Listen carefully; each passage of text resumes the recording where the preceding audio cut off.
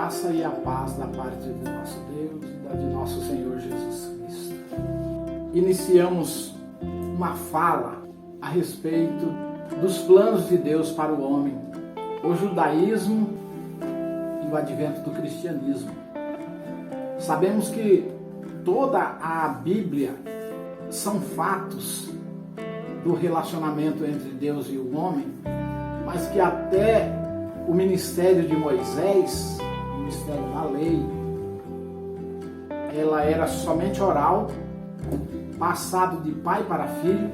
Os anciões, os sábios, comunicavam o relacionamento de Deus, a vontade de Deus para os seus filhos, sua família, para os pequenos povoados, as pequenas dinastias.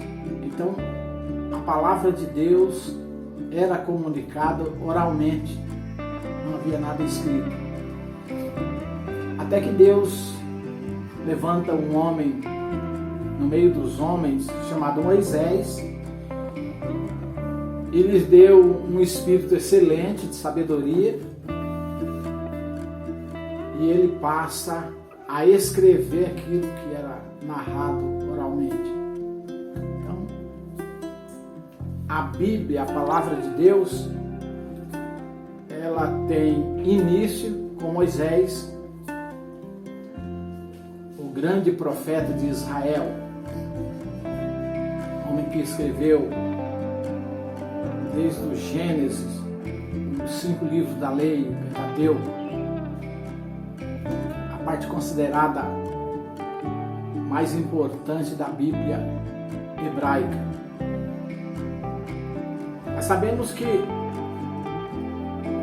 no capítulo 12 do livro do Gênesis, Deus chama a Abraão, no capítulo 12, versículo 1, e a palavra de Deus diz assim: Ora, o Senhor disse a Abraão: sai da tua terra, da tua parentela, da casa de teu pai, para a terra que eu te mostrarei. Far-te-ei uma grande nação, abençoar-te-ei e engrandecerei o teu nome, e tu serás uma bênção. Abençoarei os que te abençoarem e amaldiçoarei os que te amaldiçoarem. E em ti serão benditas todas as famílias da terra, todas as nações da terra. Muito bem. Aqui está o início de uma nação chamada eleita, escolhida por Deus, amada de Deus. E aqui começa uma religião. A religião do judaísmo. E Deus vai fazer promessas a Abraão aqui, promessas proféticas. E Deus vai falar que eles irão para o Egito e que lá eles viveriam bem por um tempo, mas que na 4ª geração, 400 anos depois, eles já estariam vivendo há um bom tempo no desespero da escravidão, e que Deus então olharia para esse povo,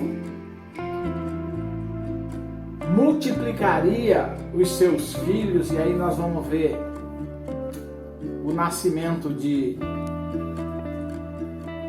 Arão, de Moisés, e Deus começa a fazer nascer crianças demais no Egito para que a nação aumentasse de volume, crescesse. Então nós sabemos que a palavra de Deus diz que foram 430 anos que Israel ficou no Egito, uma terra estranha, no meio de estrangeiro, uma terra idólatra.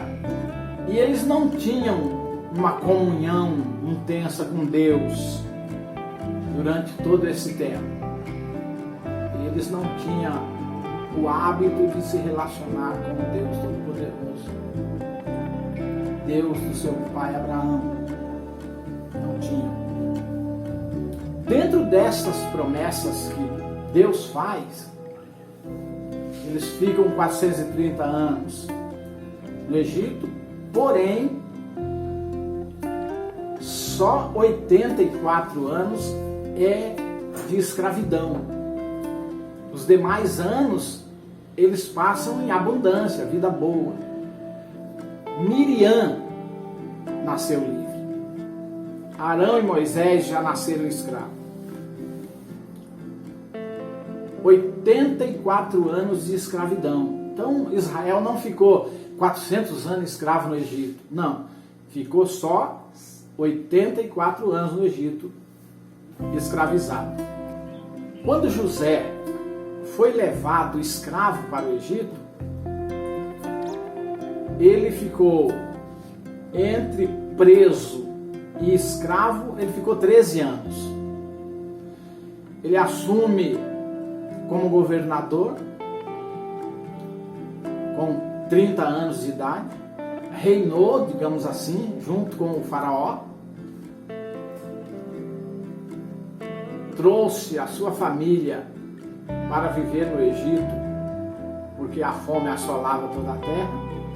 Trouxe o seu pai, que viveu 7 anos no Egito e depois faleceu.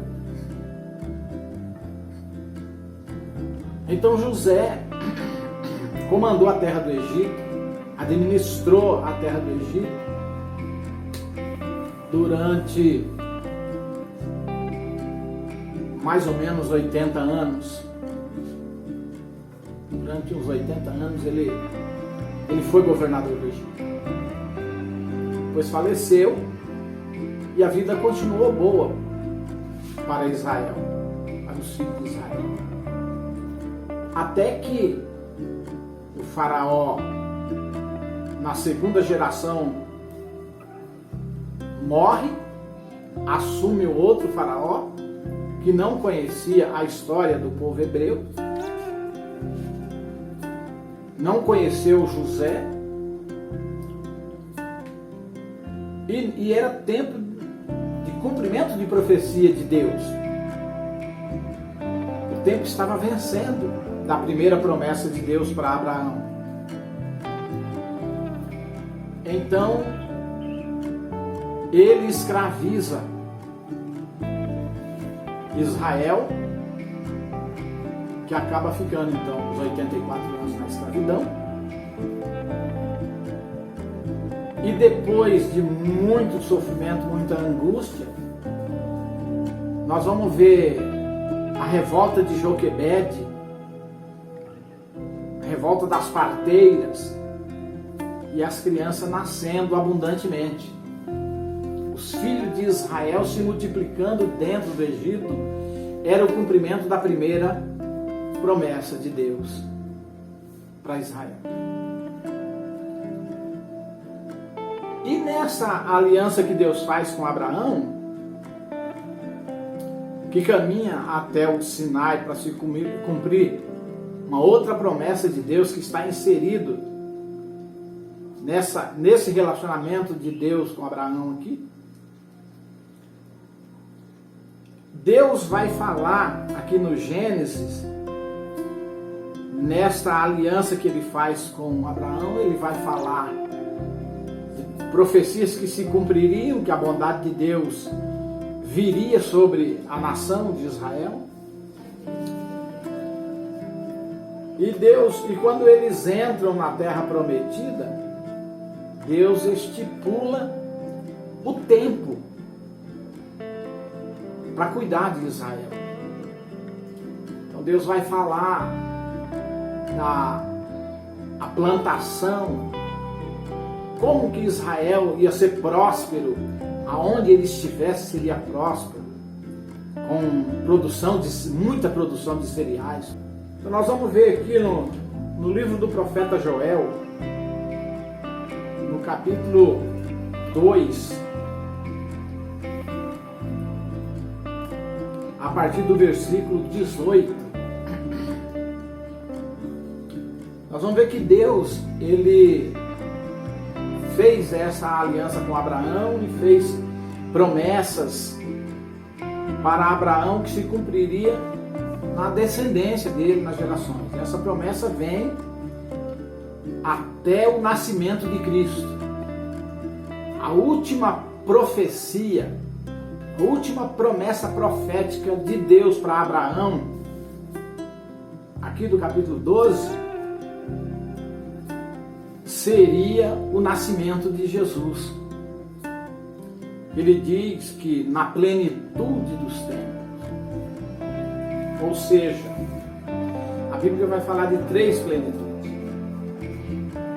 Vai falar a plenitude dos tempos, plenitude dos gentios e a plenitude de Israel.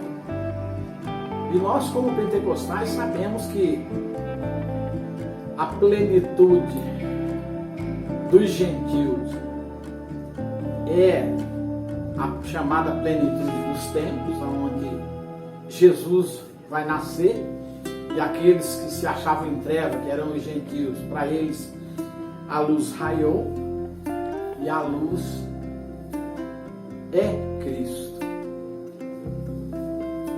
Então, na plenitude dos tempos, é a vitória do gentio, é o nascimento, é o cumprimento, é o ponto culminante da aliança de Deus com Israel.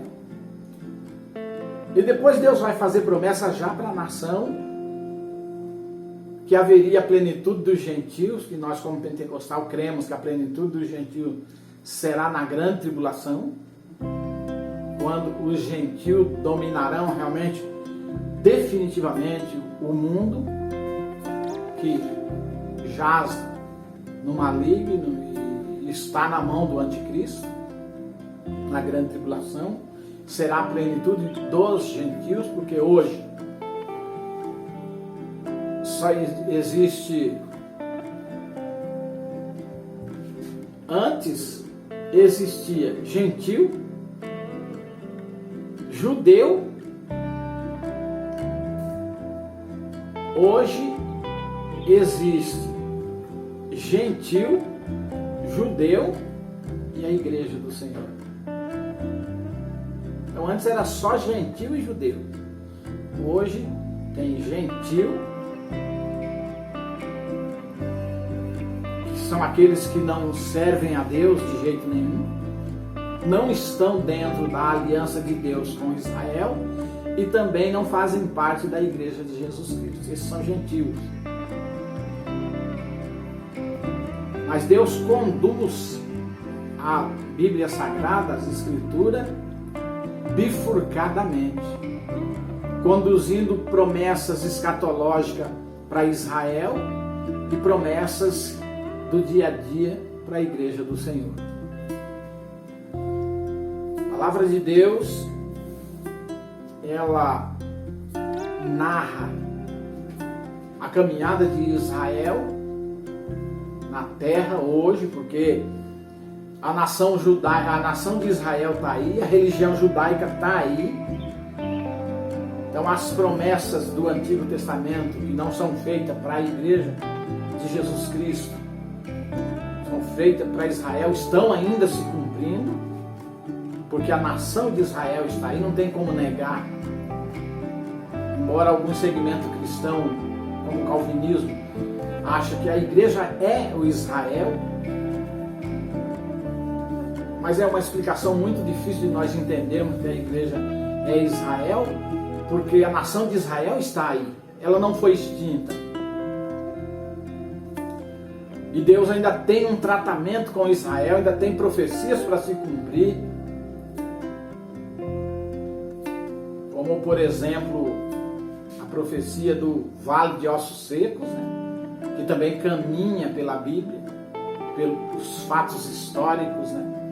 O grande exército do Senhor que foi derrotado. A única vez que o exército de Deus foi derrotado, capítulo 37 do livro de Ezequiel, vai falar sobre esse exército num vale todo destruído. e que Deus um dia restaurará, mas que não restaurou até agora. A nação de Israel, a partir de 1948, esse corpo foi se juntando, formou o corpo, mas ainda não está completo. Ainda tem uma questão espiritual para ser resolvida. Então as promessas de Deus na aliança,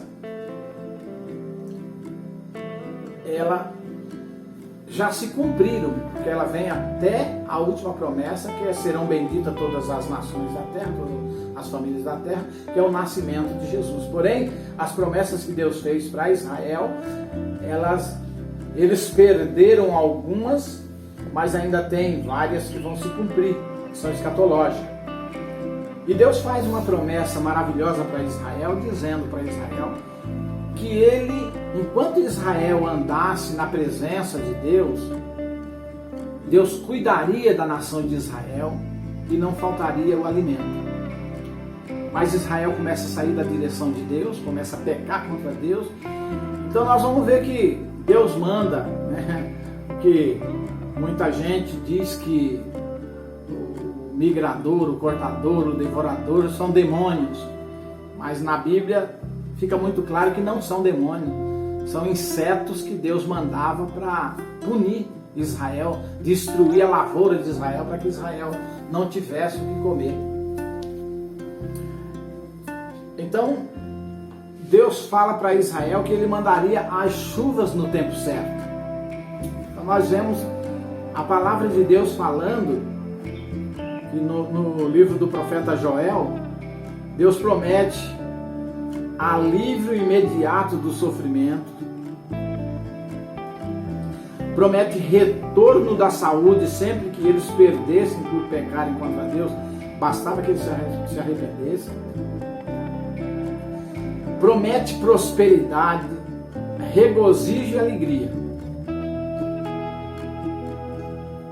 E no versículo 21, no capítulo 2 do profeta Joel, a Bíblia vai dizer que até os animais do campo estariam torcendo em favor de Israel, ajudando para que as promessas de Deus se cumprissem e acontecessem na vida de Israel. Então os animais vai falar para Israel, vai dar um uivo de conforto, de consolo para Israel, dizendo: não temas. O campo vai dar sua força. O bosque dará o seu produto. O campo dará abundância de trigo, mosto, azeite. E a chuva seródia virá no seu tempo certo. Deus retira a chuva, que para Israel são promessas de Deus, que para a nação viria no tempo certo. Então, ele tirou a chuva. Mas ele vai dizer no versículo 22 que haverá as 3 chuvas abundantes.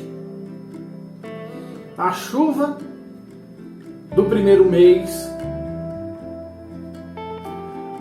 o aguaceiro de outubro, essas chuvas eram para preparar a terra para que fosse lançada a semente sobre ela. Então, o aguaceiro de outubro e a chuva de dezembro e a chuva de fevereiro, que eram chuvas que vinham nesse tempo, que era o tempo do plantio, de lançar semente na terra. E Deus vai falar que ele não deixaria que o seu exército viesse contra Israel. A locusta, o pulgão, o devorador, o cortador, o migrador, esses insetos, esses gafanhotos. O migrador é aquele que acabava de destruir uma lavoura e migrava para a lavoura do outro. E era um exército que Deus enviava. E Deus diz que vai recolher esse exército e vai mandar a chuva seródia tão esperada. Então, quando Israel estava obedecendo a Deus, Deus mandava essas chuvas no tempo certo, umedecia a terra, Israel lançava a semente. Quando chegava na época da planta desenvolver e crescer. Deus mandava o aguaceiro, e quando chegava próximo da colheita, da cega, o tempo da cega, que era o tempo das moças virgens saírem dançando em rancho no meio da plantação, glorificando a Deus e se alegrando com a colheita que Deus havia dado naquele ano. Então nós vemos a Bíblia falando sobre essas moças adolescentes de braço dado em ranchos, dançando, cantando e glorificando a Deus no meio da lavoura, por causa da abundância que Deus havia mandado. Ela estava quase pronta,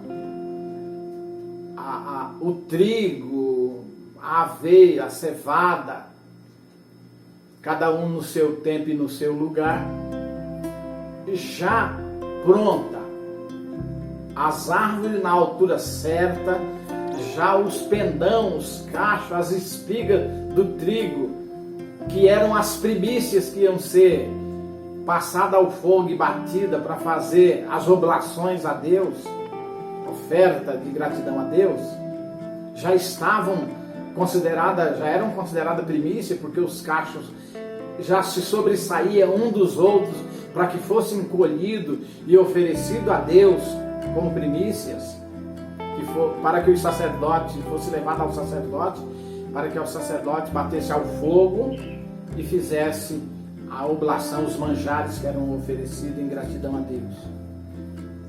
Nesse meio tempo, a planta estava pronta, viçosa, tudo pronto, as espigas grandes, mas não tinha granado, não havia semente dentro das vagens. Então Deus mandava a chuva seródia, por isso que a Bíblia fala tanto da chuva seródia, por isso que ela era tão esperada, porque se Deus era uma promessa de Deus, que entre todas as outras era a maior e mais esperada, que era a chuva temporã, que vinha no tempo certo e que fazia granar a planta. Essa chuva caía na terra, a planta que já estava pronta, com as suas vagens prontas, parecia que estava já amadurecendo, mas não estava, porque não tinha a semente, não estava ali dentro. A função dessa chuva era completar a produção, e essas vagens então se enchiam de grãos e grãos viçosos. E se Deus não tivesse misericórdia do povo por alguma razão e não mandasse a chuva seródia, a planta mirrava, secava e não produzia nada. Se acabava sem produzir nada. Então a chuva seródia era responsável pela produção. Plantava, crescia, a chuva tudo certinho, a planta ficava viçosa. Quando era o ponto dela estar pronta, era só amadurecer, criar a semente dentro das vagens, das espigas.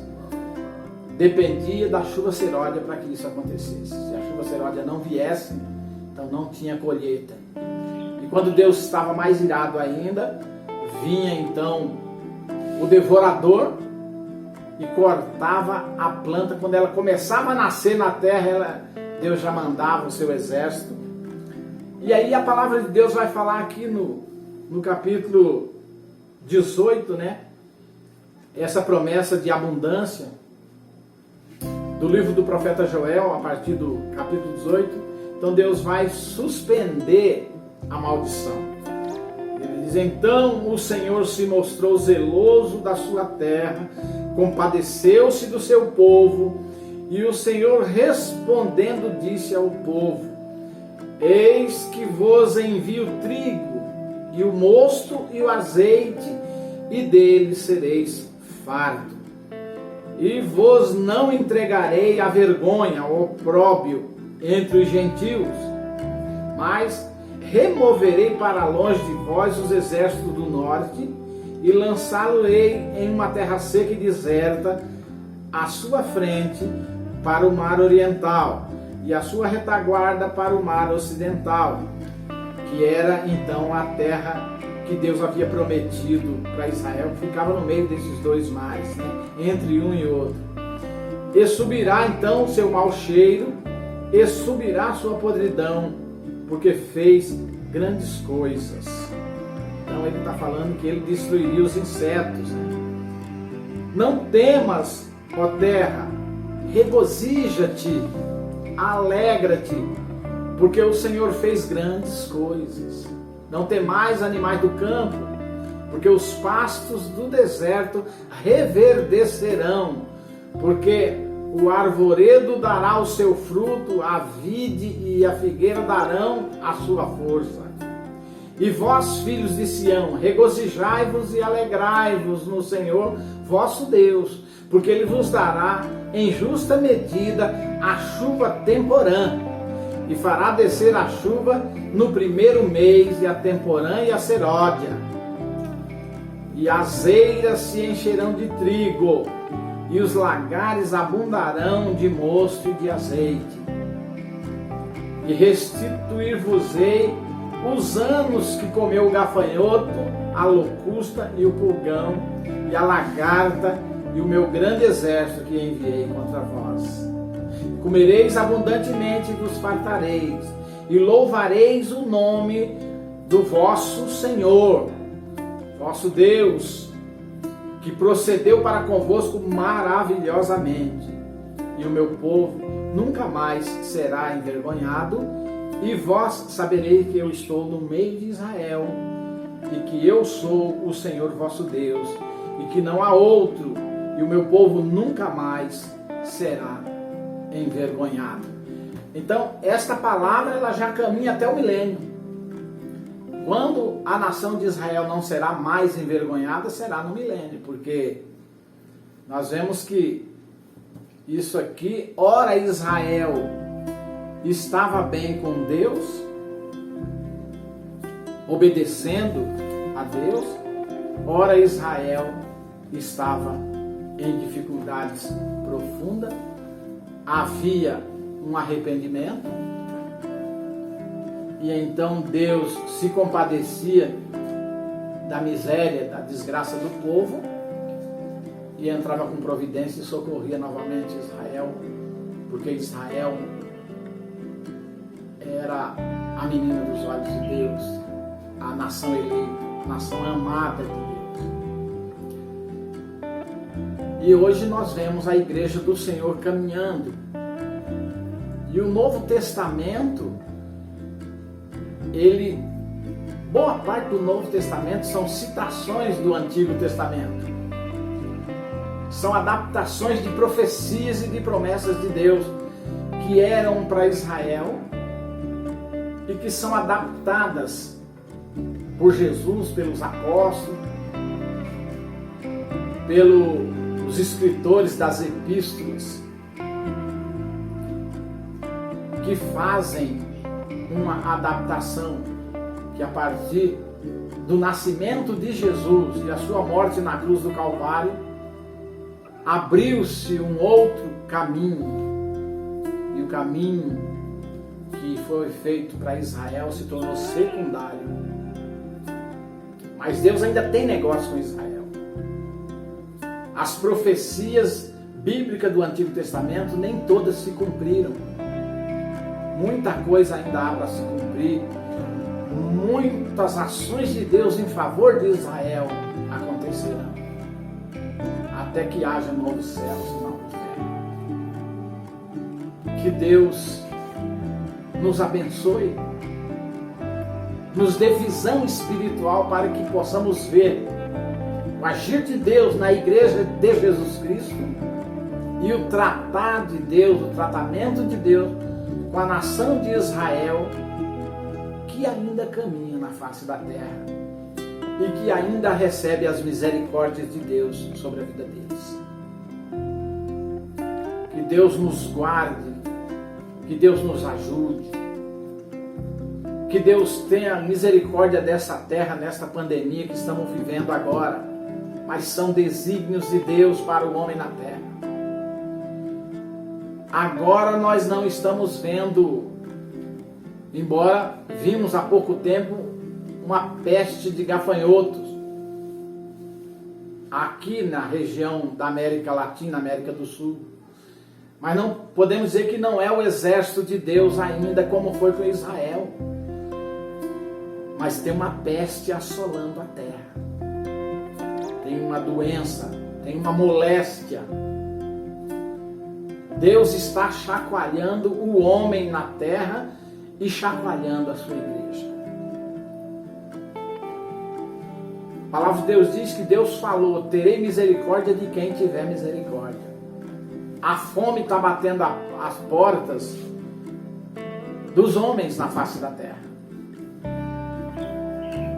Agora nós queremos ver como que vai ser o comportamento das igrejas, das denominações, da igreja chamada Igreja de Jesus Cristo na terra. Igrejas ricas, com palácios suntuosos. O que farão? Que tipo de voz ouvirá a igreja do Senhor no Brasil? A partir desse momento, que as famílias estão gemendo por não ter o que pôr na mesa para os seus filhos, que a fome está assolando, a doença está matando e a fome está assolando, e os nossos políticos dominados por uma força estranha, levando o povo para o abismo, caminhando e levando o povo para o abismo e a nação também para o abismo. Quem tem olhos espirituais que veja, quem tem ouvidos espirituais para ouvir que ouça, porque Deus tem levantado profeta. A igreja do Senhor está começando a ser provada e verá o peso desta palavra: terei misericórdia de quem tiver misericórdia.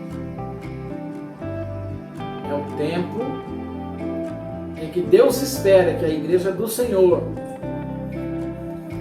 mexa no seu pecúlio e tire